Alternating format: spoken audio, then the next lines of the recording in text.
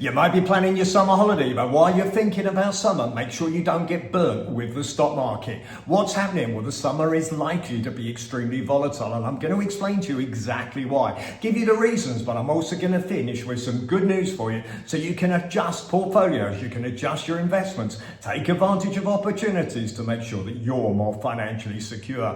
First of all, you've got inflation coming in. Will it come in higher? Probably. Let me explain. First of all, you've got tariffs. The effect of that has yet to be seen. CPI likely to come in higher than perhaps people expect. That means that interest rates are going to stay higher for longer. That means that people are going to be looking at a volatile stock market. Don't forget, in the summer, you get less liquidity. Why? Guess what? People who trade the stock market, they take holidays too. So when you get a thinner market, you tend to get markets that move in either direction far more strongly, but there's more reasons. You're going to see negotiations continue with China and the US. There'll be announcements where we're going to be great, and there'll be announcements where all of a sudden it's not again. Why? These two countries, they want global dominance. They want to be in a situation whereby they're winning the war, if I can call it that, the tariff war. They want to be the dominant country. So whilst you can expect headlines that perhaps pacify the market for short periods of time, expect there also to be changes, exactly as there have been all year.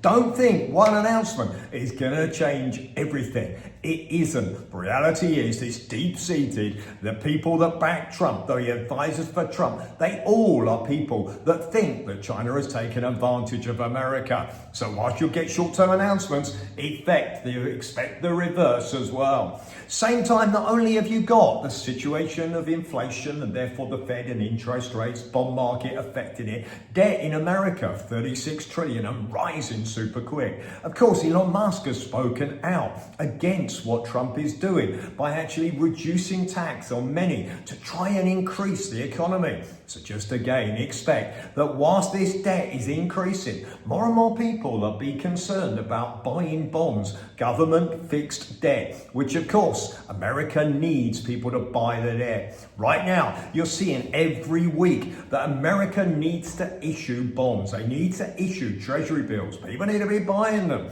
Okay, why? Because America is refinancing its debt. Don't expect China to be buying that debt. Don't expect Japan to. They've got their own issues. Don't expect other countries to be buying that debt. They've got their own issues. So just think about it. They need the money rather than buying and investing in America to actually be looking after their own economies. In other words, tariffs has another effect, not only an effect on America, but on other countries. They can't afford to be actually investing in America. They actually need to be invested in their own country. You see people like in Japan, they're selling US bonds, they're selling stock in the US, and they're investing in Japan. Why? Interest rates are rising in Japan, debt there is slightly higher, so that's having another effect. Again, it just means that you're going to get more volatility in the summer. But here's the good news. You've got AI. It isn't just a situation whereby